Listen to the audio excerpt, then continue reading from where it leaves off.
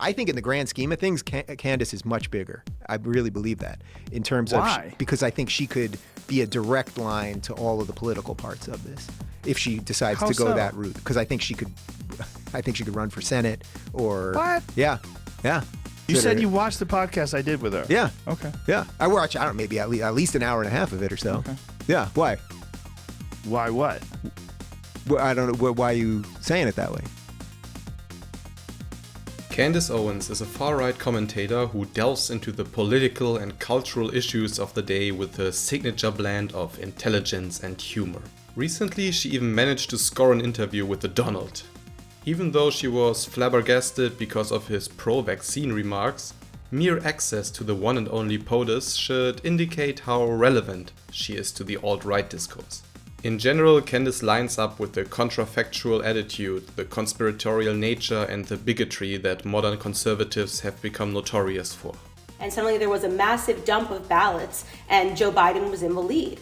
Everything about this feels fraudulent. I'm not going to call you she, I'm not going to call you her, just because you're a grown man and you're wearing a wig and a dress. Do I believe in climate change? No. Every time this man spends money, it is towards an effort that is going to undo American civilization. I'm pretty rational, I'm very fact-based. However, every parrot these talking points over and over again. It hardly warrants a video of this length. No, what makes Candace stand out is her unique story, from bullying victim to potential president. She's not just a grifter. She is one of the most opportunistic, deceitful and dishonest personalities in the alternative media, and even sold her own grandfather to arrive at where she is today. So let me show you why Candace Owens is such a terrible person. And please subscribe to the channel if you like my content. Candace's path of fame began in 2005 when she was confronted by 3 girls in front of a Blockbuster video in Stamford because she had had an affair with one of their boyfriends. Owens managed to escape with scraped knees. What's more important is that during and allegedly before and after the incident, racial slurs were directed at her. The president of Stamford's NAACP branch, the National Association for the Advancement of Colored People, supported Candace during this phase and called for justice. Fast forward 2 years. It's now 2007 and once again schoolmates bully Candace. This time they leave racist messages on her voicemail. If there's a way to summarize it, in short, they told me that they were going to kill me. They told me things like they were going to tar and feather my family, that they were going to put a bullet in the back of my head as they had done to Martin Luther King. They told me in so many words that I better not be home. I was absolutely traumatized, and in terms of action, I didn't really do much. Because of her trauma, Candace was tutored at home for 6 weeks. During that time, she turned to the NAACP for support in a letter, and with the organization's help, Candace and her father filed a racial lawsuit against the Stamford Board of Education for knowingly failing and refusing to protect her from continued harassment from students. Even though the board denied all claims of wrongdoing, it settled the suit by paying $37,500 to the Owens family. The harassers were expelled and Candace returned to school, aided by NAACP officials. It sounds like a happy end to a tragic story, right? Well, not exactly. 9 years later, it turned out that Candace was not really happy about how she was portrayed during this incident. In an open letter to the Stamford Advocate, she accused the NAACP of just using her and claims she only reluctantly attended the press conference in front of her school. I also had NAACP members who I had never spoken to prior waiting on the front steps of my high school with cameras in tow to speak out on the horrors of what a black girl was going through. But Candace, you wrote them a letter and they provided legal assistance. Of course, they would hold a conference. It was the perfect way to spread racial awareness and set a precedent against bigotry. However, calling out the NAACP is not the worst thing about this TED Talk. The focus is on how social media affects empathy and deteriorates our minds, even to the point that we use racist slurs. All of those emotions you had when you first read those messages, I'm going to politely ask you to just forget about them. Because the truth is, those children were not monsters. Those children were not hashtag racist or anything else. Those children, like me, were social lab rats. We were the unwitting participants in a great social experiment. So it would go too far to claim that she legitimizes xenophobia here, but she surely absolves people who utter racist slurs. Well, the youngest was 14. Oh, wow. The youngest, and this person was labeled a racist. Like, that's, to me, is like, that's harsh. Right. And people say, oh, you're too forgiving. Well, how but do you not label them a racist? Because what they said was most certainly racist. Yes, the words are racist, right? Can somebody, Right. I guess the question is, can somebody say something, say a word that is racist and not be a racist human being? Yes, I think, no. Oh, pre-COVID Joe Rogan, how much I miss you. Her weird stance on racism would only worsen in the upcoming years, but more on that later. Scott Asdale, that's the guy on Candace's left here, commented on her behavior in 2018, saying, "We are very saddened and disappointed in her. It seems to me that she's now trying to play to a different type of demographic." Asdale is completely right, but what exactly happened between this incident and today? After graduating from high school, Candace started studying journalism in the fall of 2007. Despite her genius, she needed to leave because of student loan issues. Even though a representative of the university said that she simply dropped out. You know what I mean? So, and I'm a pretty smart girl, you know? I've always been a very smart girl. I've always been, you know, I've excelled in academics, right? After working for a private equity firm until 2015, Candace created her own company, Degree 180, a blog for millennials, to really clean up the internet. Owens also takes some political stances. Women's reproductive organs and issues will no longer be a topic of presidential debate. It's not my business who someone else wants to have sex with or love. Not yours either, Tea Party peeps. Yes, we can officially confirm that our beloved Republican Tea Party is being led by the Mad Hatter. The good news is, they will eventually die off, and then we can get right on with the obvious social change that needs to happen immediately. I mean, the writing seems a bit erratic, but yeah, well, she's got valid points there.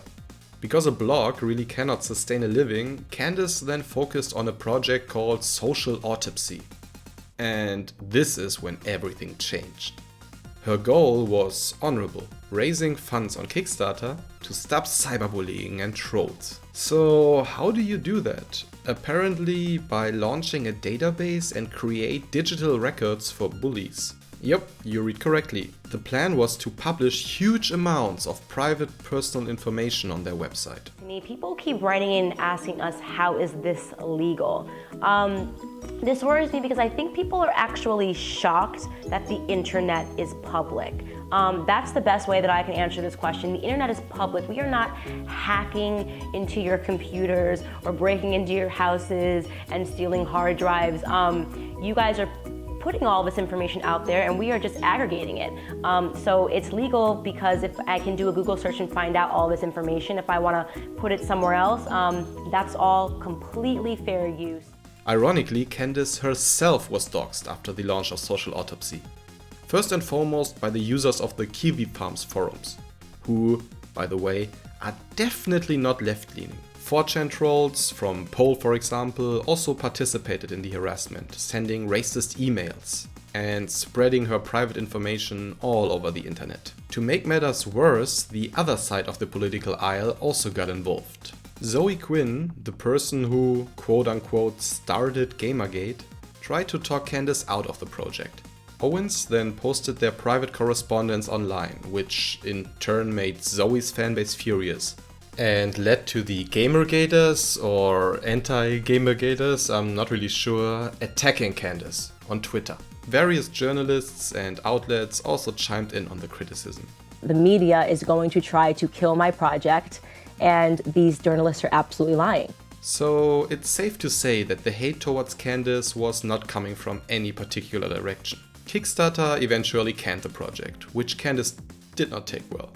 She went on paranoid, unhinged Twitter rants over weeks and months, even tried to get the United Nations involved. But all of that was in vain. Social Autopsy was dead forever. Now, take a guess.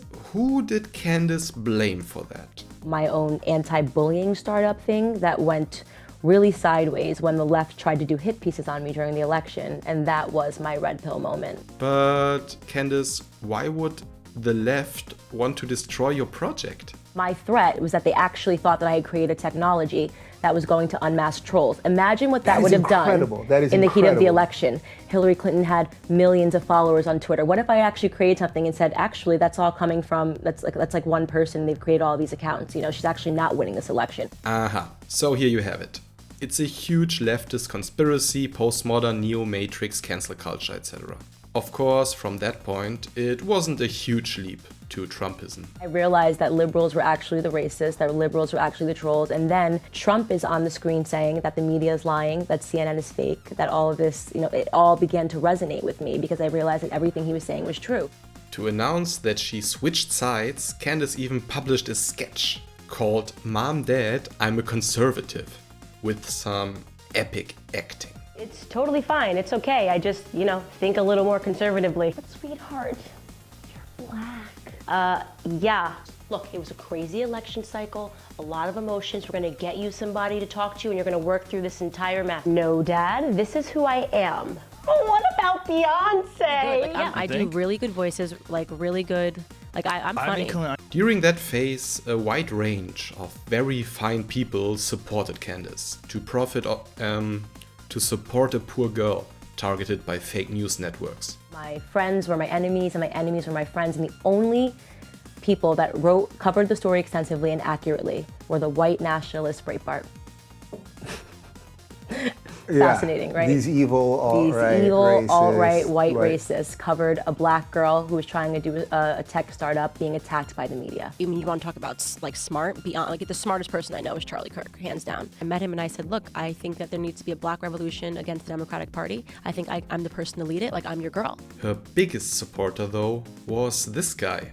Many people don't know that Kanye's famous remarks, you know, these ones. When you hear about slavery for 400 years, that sounds like a choice. were phrased in an interview he attended with Owens. In general, she played a major role in nudging Kanye West to MAGA-land. But not only that, Candace also used him to push Blexit, an initiative to convince fellow African Americans to leave the Democratic Party. Blexit is a renaissance, and I'm blessed to say that this logo, these colors, were created by my dear friend and fellow superhero, Kanye West. Sadly, that was a lie.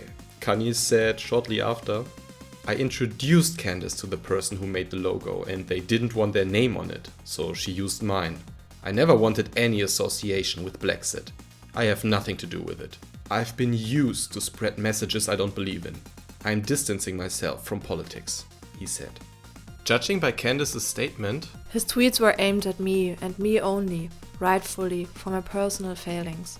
I bear full responsibility. Kanye must have been furious about her claims. So it's safe to say she just used and lied about him to bolster her ideology. Way to go, Candace. Despite all that, nowhere does her dishonesty manifest more clearly than in her views on racism in the US. It's kinda self-evident that the most beneficial factor for Candace's career was her skin color. There's an odd position here also, because in a weird way, if you just happened to be white and you were saying these things, then in a certain way, you'd probably get a little less traction in this, right? Right. Being nothing more than a token, her critical views and supposed expertise on the African American experience can always be legitimized by pointing towards her complexion. The most popular conservative talking point in terms of black people is, of course, the denial of systemic racism. If you need a little reminder of what the term actually means and how it is an integral part of society in the US, I'd recommend watching this video by 3 Arrows. It's also linked in the description. Do you believe there's an inherent systemic racism? No. No. In this day and age, no. Absolutely not. There's not. And how would you define systemic? Meaning laws? Yeah. While the opinion in itself isn't particularly interesting, Candace's personal fate makes matters more complicated. These are our stories. This is my history. This is my grandfather who, was raised on a sharecropping farm. He's the one who raised me, who was branded in the face by the KKK. I know what real racism is, okay? As you can see, she acknowledges the horrors of slavery and also cannot deny the oppression in the Reconstruction and Jim Crow era. Because, well, it's impossible, right? But Candace goes even further. The civil rights era was meaningful. We do need, liberalism in that regard, right? When something actually happens that you need people to step up to the plate and say this is wrong. And it does not even stop in the 60s. Beyond Hillary, her husband, okay? If we want to talk about real issues in the black community, let's talk about the crime bill, that he put in place and all the black people that he put behind prison, behind prison bars. He actually ruined an entire generation of black families. And that's sort of like when our families got deconstructed in the black community, that's when everything went sideways for us, okay? I do believe the war on drugs disproportionately affects the black community. I take a lot of issue with the war on drugs, period. I just think that it's an illness and we're not addressing it the right way. Putting people in prison that are addicted to drugs is just, you have no idea what it means, not to come up with a father figure, in these black communities. People are raising themselves. All of my uncles are in prison, locked up, visited my uncle in prison growing up. It's, so that's a big part of being black in America. I mean, she's not exactly Ibram x Candace here, but she acknowledges systemic racism. She just doesn't use the term. The Dave Rubin appearance really highlights the dissonance that creeps up in her when she faces the contradiction between GOP values and her own personal story. There are parts of this interview where you can see the real Candace Owens and sense the emotional investment she has in discussing African American issues. Her entire demeanor changes in these sections. Just imagine the other side of that, which is being a black person and getting stopped for no reason other than the fact that you're black. Like that's not cool. You can't just walk down the street and be like, well, we know in this area black people normally do this, and because you're black, we're gonna stop you. So I can see it's violating. It doesn't feel good to just be, could be you because you're black. Yes, it is true what he's talking about from a statistical standpoint. Black people do commit, these crimes, and that's something that can't be ignored. But I'm not sure that creating, a policy of profiling based off of that really works. Yeah. Yeah, because I would be really upset if I just got stopped because I was black. Yeah, you can't be sure. are you kidding me? Moments like these make her appear vulnerable and even tragic. Unfortunately, they are overshadowed as soon as the next talking point starts, and Candace needs to regurgitate the standard phrases again. First off, address it, right? Get off your knees at a football field talking about the national anthem, and let's talk about the South Side of Chicago, Let's draw attention to real black issues. Let's stop pretending it's the police and this don't shoot movement when no black people die at the hands of police, statistically speaking, every year, and we're slaughtering ourselves. Her career, of course, has only profited from that. Right-wing money from Fox or the Koch brothers is just too enticing to actually stand up for the right beliefs. If Candace's grandfather, who got his face burned by the Ku Klux Klan, could see her today, hanging out with Charlie Kirk, appearing on InfoWars, narrating ahistoric videos on slavery for PragerU, saying dumb shit like Black America was doing better between 1940 and 1950 when Jim Crow laws were in place than we are doing today. Or appearing in the manifesto of the Christchurch shooter, being the person who has influenced him above all. He would be ashamed of his granddaughter and what she has become.